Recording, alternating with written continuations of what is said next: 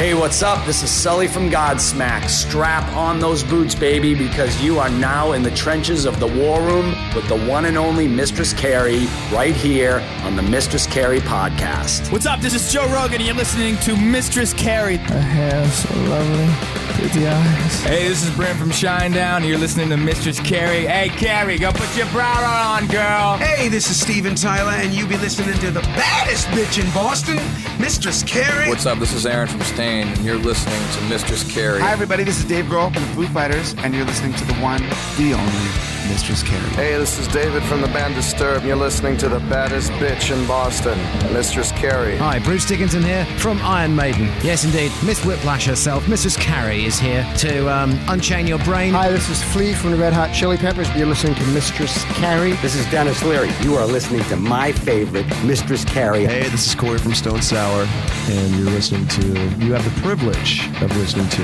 Mistress Carrie. Oh, God. Oh, yeah.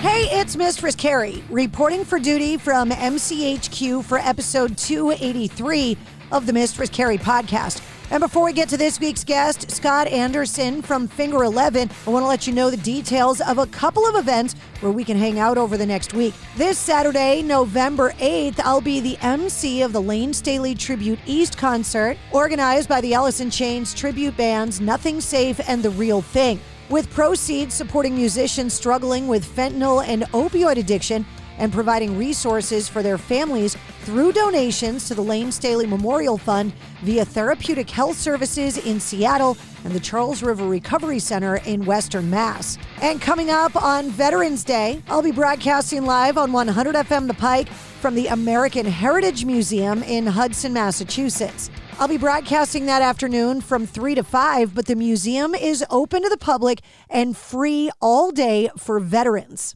Details on both events are on the concert calendar at mistresscarrie.com. Scott Anderson, the lead vocalist from Finger 11, made his first appearance on the Mistress Carrie podcast on episode 220. And before the band headlined the Big E in Western Massachusetts, I had a chance to talk to Scott about the band's tour and their upcoming new album, Last Night on Earth, that comes out this Friday, November 7th. Scott and I talked about everything from what to pack to go on tour to the influence of Ozzy Osbourne and Black Sabbath on Finger 11 and so much more. I'm so glad that Scott is back on the Mistress Carrie podcast, so allow me to reintroduce you to Scott Anderson from Finger 11. Mr. Scott Anderson back on the show. How are you? I am good. I feel good. You're out on the road right now. Do you know where you are? Okay. Well, we will be in Buffalo tonight to play a show tomorrow. So I am technically, my head tells me I'm on the road. This is I'm doing laundry. I'm packing my bags. The tour starts tonight. So it's a day of puttering around and trying to not forget anything, but you always do. So I'm at home, but I'm about to be on the road. And this is an exciting time for Finger 11 finally. Most people like me, when we go on vacation, we got to pack for like a week or whatever. You hope you're not going to forget anything. When you're in a touring rock band, you could be gone for months. And sometimes you're in the U.S. where it's pretty easy to replace something that you forgot. Sometimes you're international and you absolutely cannot replace what you forgot. What are the essentials? You cannot leave the house without them while touring with Finger 11. Well, for me, it's got to be like your favorite pairs of socks and underwear, because you will run out. Doesn't matter how many you bring. And then Walmart's not going to have your favorite ones. And you're just going to have to, when you run out, you have to buy that 6-pack of, not certainly underwear that's not your favorite and ruin your day from the beginning. So that's important. Now run out. Hold on. I need clarification. Run out meaning you don't have time to do laundry, or you're losing. Like, where is your underwear and socks going? Okay. So, I mean, if in a perfect world, your your morning routine starts with fresh everything, and then after show, you're doing it again, right? So you're doubling up what you normally would. So even if you brought if it's like enough for 12 days, that'd be 24 pairs of socks, right? So that's and if they're not your favorite, what do you get? So I mean, you won't understand this, but the ladies listening will. There's good bra days, and there's days when you haven't done laundry and you got to wear your not favorite bra, and it totally does change your whole day. It changes your outlook on the world.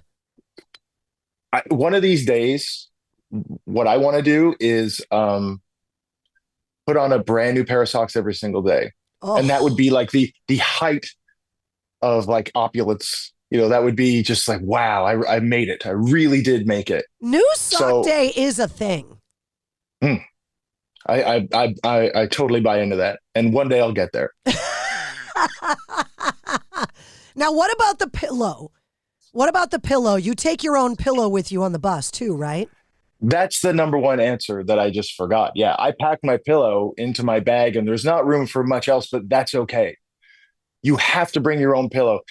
And heaven help you if you forget it. If you decide to take your pillow into the hotel and then you forget that, it's over. It's that's you've lost. You're not going to get good sleep for the rest of the tour. Too bad.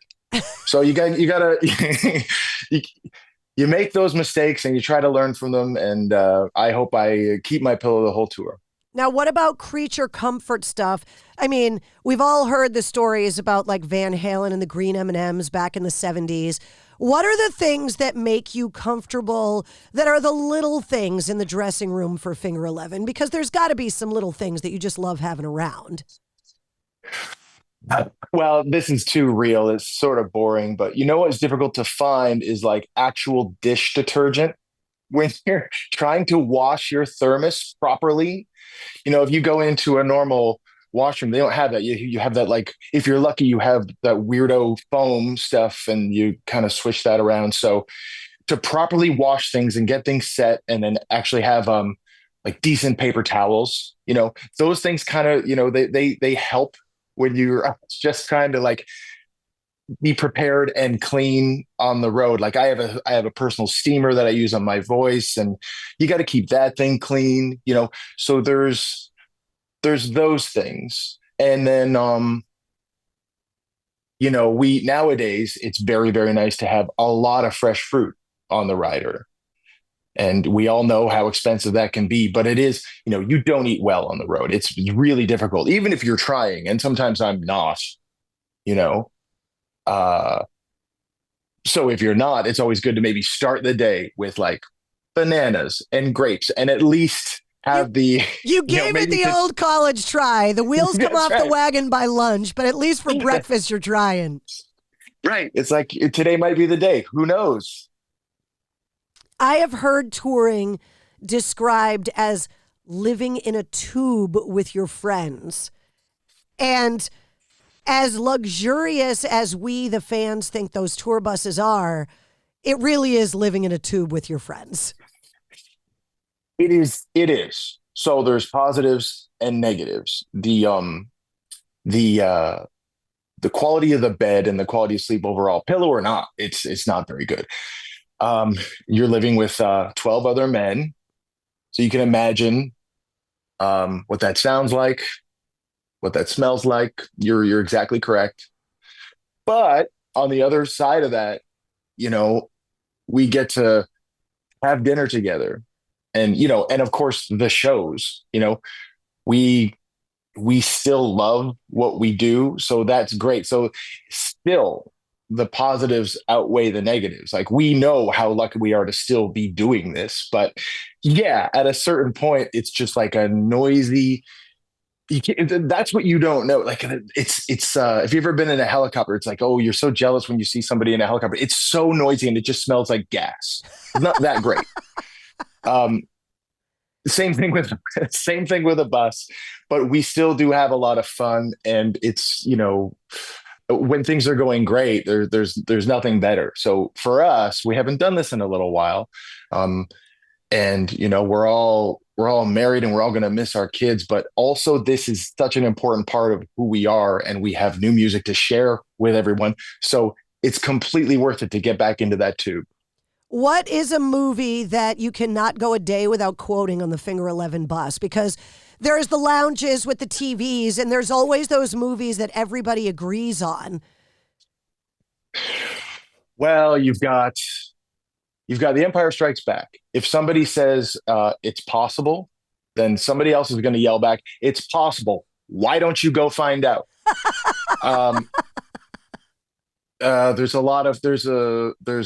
There's a line in Apocalypse Now where it's almost an utterance. I think it's off camera where they knock on Martin Sheen's door to try to get him ready to go see Kurt's, or to go see to get a new mission, and he says like, "I'm here. James and I do that every day, all the time. And then there's you gotta quote the Big Lebowski all the time. So there's we talk about pancakes houses a lot. It's great. Yeah, there's a lot of pancakes on tour with a rock band. I mean, we were on the road with Creed all last summer, and my brother wanted to go to IHOP, and I was like, well, okay, it's right there. I don't know if it would be my first choice. Had a great time. Had a great meal. I mean, I just went in maybe with my expectations just lowered a little bit, but I had a lot of fun. The worst part of it is just like this menu is a little sticky, but other than that, it was an awesome meal. Server was fantastic, and I loved the coffee. What more do you want? It's great. The last time you were on the show, episode 220, was in August of 2024. So in the middle of all of the Creed touring that you're talking about. I don't think anybody in the world would have bet money in Vegas that what is going on with Creed was going to be possible 5 or 10 years ago. Every single one of us would have lost our houses. I think you're right. I think you're exactly right. And whatever happened, whatever the surge in popularity, however that started, it was watching them every night was proof where it's like, oh, okay. Like they've just got so many songs and the fans respond in such a gigantic way. Their songs mean a lot to a lot of people. And it was neat to see that every single night, but I wouldn't have,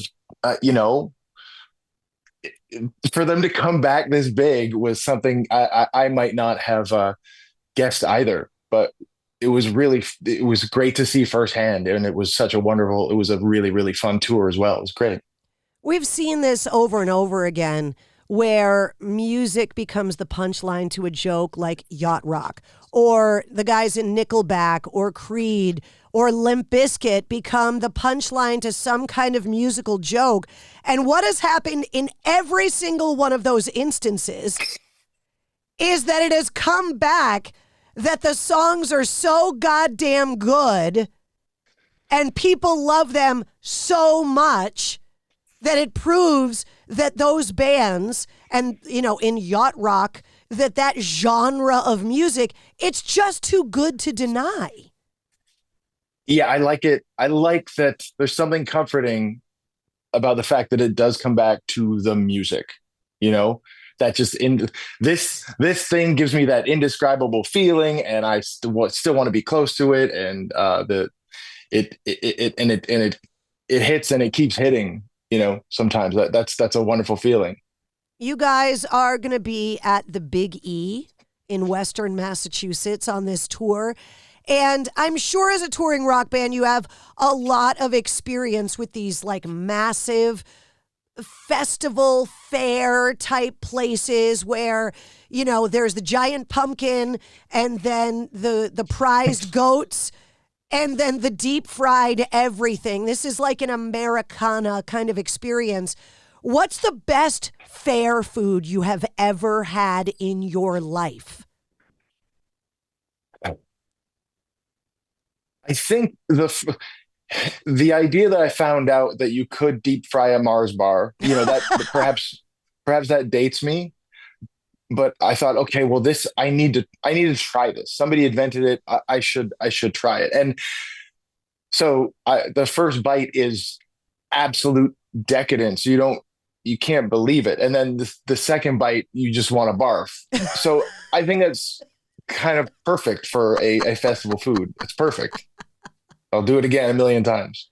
When I had you on the show last year, you're out on the road with Creed. I tried really hard to get you to tell me all the secrets. And I'll give you credit for being able to keep them. You're on the show a year later. You're packing to go out on the road. I am demanding answers, sir. You want secrets. You want to learn what I learned on the road with Creed? No, I want to excuse me. No, I want to know what's going on with the new music and the plans for Finger 11, because when I asked you a year ago, you were a steel trap. Yeah, pretty coy. Well, there's a good chance I had no idea what the future held. So this is a different situation now, because we finally finished up the project. So we have a new record, and it's called Last Night on Earth, and it releases November 7th. So it's not too far away. And we just last night we were rehearsing for the first time ever. We were playing some of these songs, and it's going really well. So we have a bunch of new music to play people on the road this time. But we're not going to ignore our back catalog in any way. So it's just invigorating. That's a new album that the band is excited about. It's, you can see it and you'll be able to feel it. And I'm really, really proud of the record, and I can't wait to share it. Finger 11 has ridden the craziest ups and downs of the roller coaster of rock and roll. You've had songs cross over to like pop radio and had stratospheric success. And then the band has gone away for a while. And with all of that looking in the rear view, did that change how you move forward? Did it change the writing process? Did it change the way the band works internally? Did it change the way you guys wanted to talk to the audience with this new music? I think there's been, one or two moments where, it was like, well, it would be a good idea to try to repeat our success, and then you try and it's like, no, let's just go back and let's just concentrate on, whatever everybody, let's jam and have it organically come out. When you work with a producer, the first thing they'll do is try to like figure out what's hot and then try to transpose it onto your band. And it's a giant waste of time.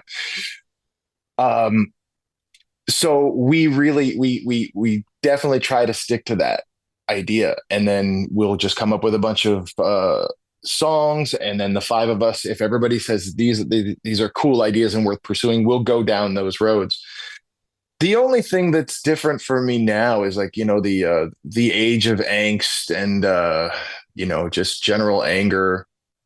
I try not to lean on that so much. I feel like that's kind of I'm past it. Like I'm still angry about, this or that, but I think I want to try to make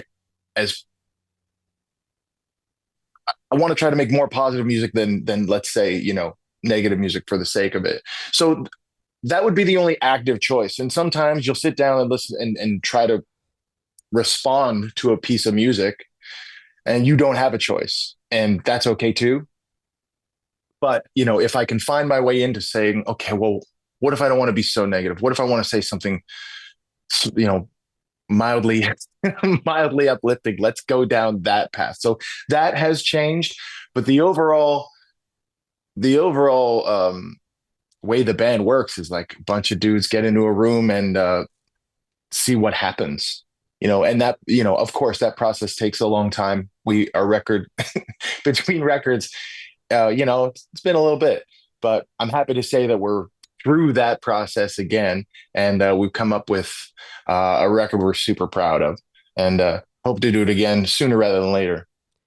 I think it's really interesting in the time we're living in, where negativity is like the default, that you're talking about making a conscious choice to try and find the positive through it, because that's not the easy path these days. Yeah, I know exactly what you mean. and it's like, this shouldn't be so hard to try to find something positive, but it is sometimes, so um I know when I go out to a show, I want to like focus on the music, and whether it's like some new music or I'm connected to an older piece of music, I want to sort of relive through those memories. That's what I want to focus on. And you know Finger Eleven's live show is going to take you through, I think, almost every single record. And so if you're an older fan, you're going to hear some songs you recognize, and if you're just joining us, you got a whole catalog to check out. But we're very comfortable, like seeing a band live, and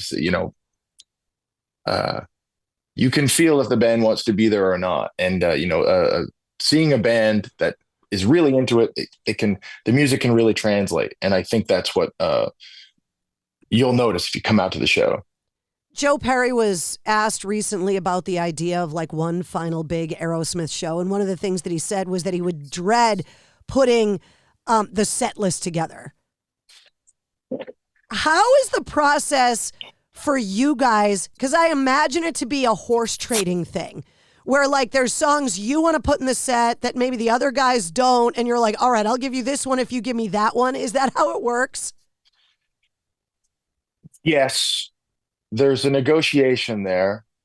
There's there are guys in the band that are thinking of like the flow of the set. They go, how is this going to flow into that? Like how do we keep momentum?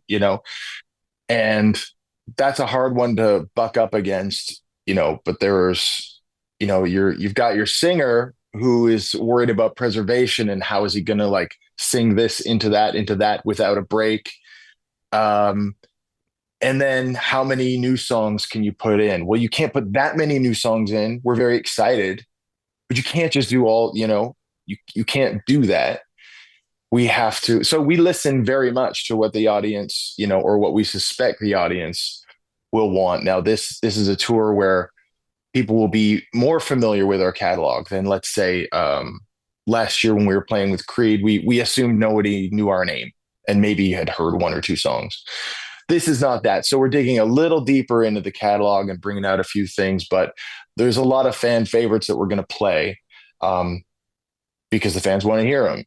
So there's a few slots that will be for the band, like, a new song on the record here and maybe an acoustic song there. But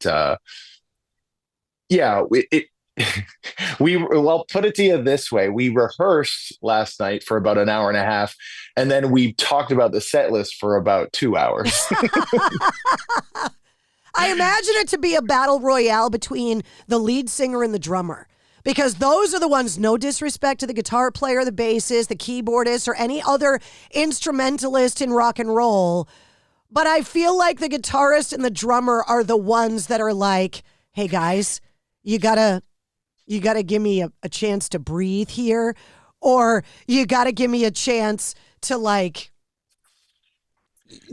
rest or something. I feel like you guys are the ones with the most skin in the game. I heard a great analogy that said when it comes to breakfast, the chicken's involved and the pig is committed. Well,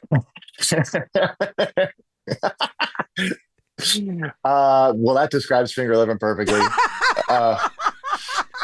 Here's what I for real, I would say that I'm the only one that bitches and moans about like, oh guys, I need a break here. Like I need to figure out, I'm not sure how I'm going to do this. I don't know exactly how it's going to come out. I'm going to try my best, but if we put this here and that there, maybe that'll be a little bit easier. But the rest of the guys do not complain about like endurance. It would only be about tuning changes. Right. So this song is in a different key, and then we'll have to do a guitar change, and that maybe kills momentum. So, maybe put this song beside this one, but it's never, I'm the only, I got to throw myself under the bus a little bit. I mean, I try to be, I try to plead my case and and not be a brat about it. But it's all, what's first is,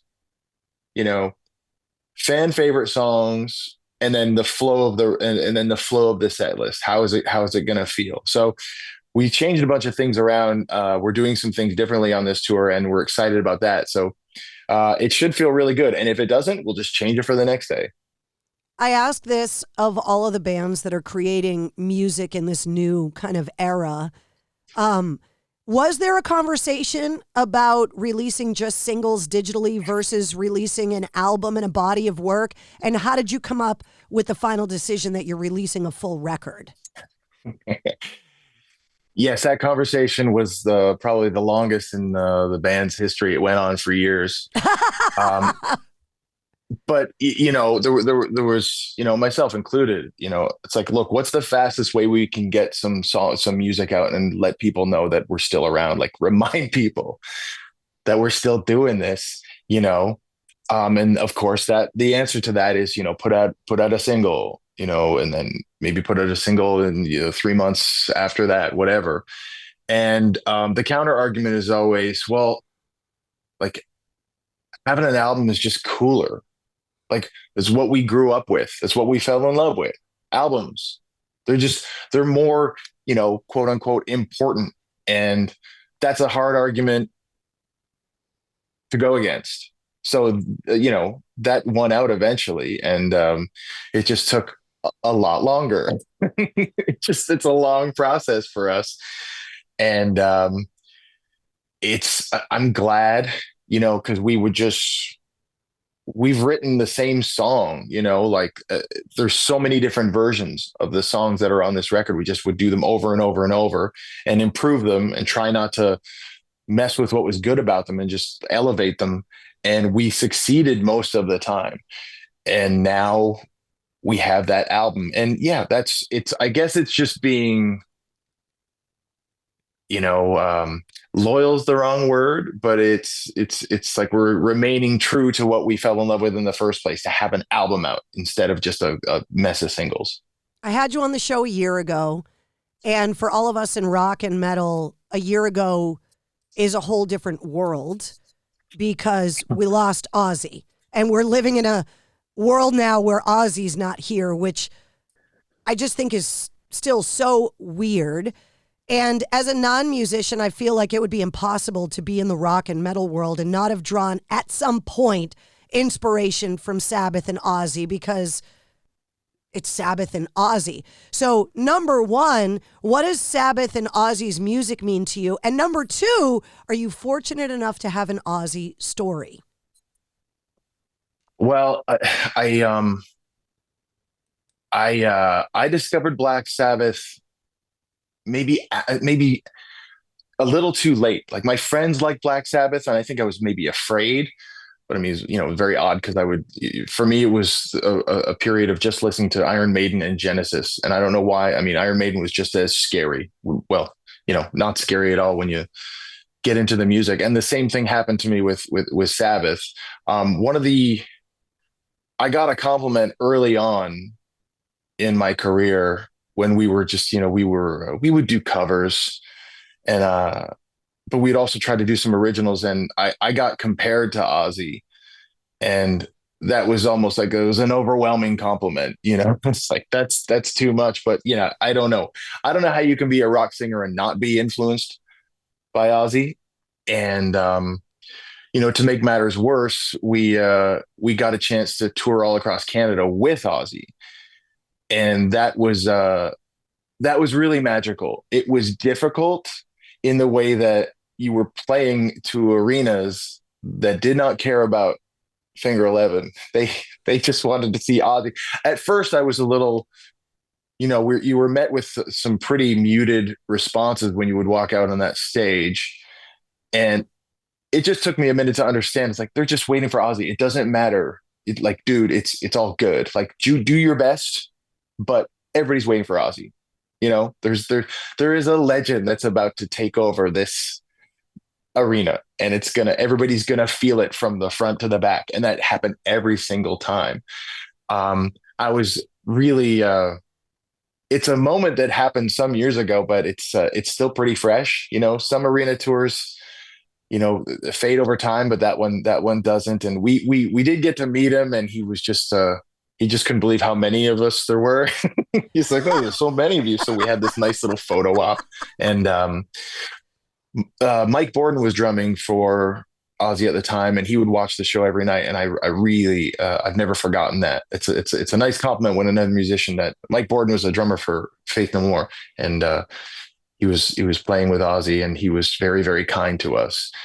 So it's indescribable to be that close to a legend. What I like about music is you lose the people, but you never lose the music.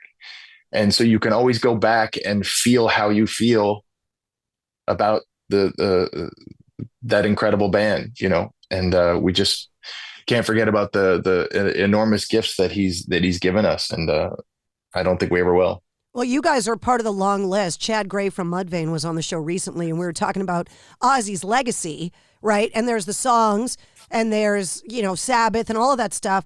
But Chad Gray was very quick to say there's also the legacy of the platform of other up-and-coming bands, the younger generation of rock that Ozzy gave his platform to. And those generations of bands got a leg up because Ozzy blessed them. And Finger 11 is in that. If you opened up for Ozzy, he blessed you. He put you on his stage and said, this is important. This is worth hearing. And there's literally generations of rock bands that got that leg up because of Ozzy, which, I mean, talk about a legacy. Yeah. That's a nice way to think of it. 100%. I mean, it's great. It's, if you want to learn about rock music and you want to listen to the very best riffs ever created, and then look no further than Ozzy and Black Sabbath. Before I let you go, I'm going to give you an opportunity to redeem yourself. Oh boy. You're going out on the road. The new album comes out in November. I will give you another opportunity to tell me all the secrets about what is coming for Finger 11 in 2026. So go ahead. Don't lie to me this time. Don't be vague. Just tell me everything. I can't, there hasn't been anything confirmed, but there may be, we might be coming down to see everybody in the States again, and maybe on a slightly bigger platform. We will see. Fingers crossed, but keep an ear out. And, speaking of keeping an ear out, check out the new record on November 7th. And if you like what you hear, we will probably come and see you in the new year. So you are going to tour in 2026. You're just not going to tell me anything about it. I'll take the answer. I'll tell you as soon as I know. I love the fact that you're the singer and you don't know. I love the way that works in rock and roll, is that sometimes you're the last guy to find out. The problem is when you have a tour manager that takes care of all your problems, you get really used to it. It's like, where am I supposed to be? What's happening? Where's the stage? Is this a microphone? Great. It does. Sometimes I'm as dumb as I look. That's exactly that's what's going on. If the city is not printed on the set list, I may forget. Having a tour manager sounds awesome. It's very good. Oh, it's really good. Having a good tour manager is heaven. It's a security blanket. The crew is probably more important than the band. They work all day to make sure you're as good as you can be. They're the best. And then they have to be cool people too. Yeah, because they're living in the tube. Because they're in the tube. Correct. We're a family. We truly are a family, and it's great. We have a great crew. We got our wish, this year. We got the guitar techs we want. We got the tour manager. It's good stuff. It was so good to see you. I'm so excited that the new album is literally around the corner and that Finger 11 is back. This is good. Thank you very much. It was good to see you. Don't forget your socks and underwear. I'll try my best. See you later. Thank you. Thanks. See ya. There he is, Scott Anderson from Finger 11. The band's new album, Last Night on Earth, comes out this Friday, November 7th. I hope he didn't run out of socks and underwear. You can check out the title track and some of the music from the new album on the corresponding playlist for this week's episode. I make a playlist for every full-length episode of the Mistress Carrie podcast that features all of my guest music and all the songs and artists that we referenced in the interview. You'll find it linked in the show notes of this episode. You'll also find the link to Scott's first appearance on the Mistress Carrie podcast on episode 220. You'll find all of Scott's links, all the Finger 11 links, and all the Mistress Carrie links. If you liked what you heard, don't forget to like, follow, share, comment, and subscribe to the Mistress Carrie podcast. New full-length episodes come out every Wednesday. Plus, every weekday, you get the Sit Rep. The Situation Report gives you all of your rock news, music headlines, and entertainment updates in about 5 minutes. And you never know when we're going to release a bonus episode. You can join me live every Tuesday night at 8:30 Eastern for my weekly streaming video show, Cocktails in the War Room, on Facebook, Instagram, Twitch, and YouTube. And you can always find me on the radio. Get the details on all of that and more at MistressCarrie.com. The Mistress Carrie Podcast, a proud member of the Pantheon Podcast Network.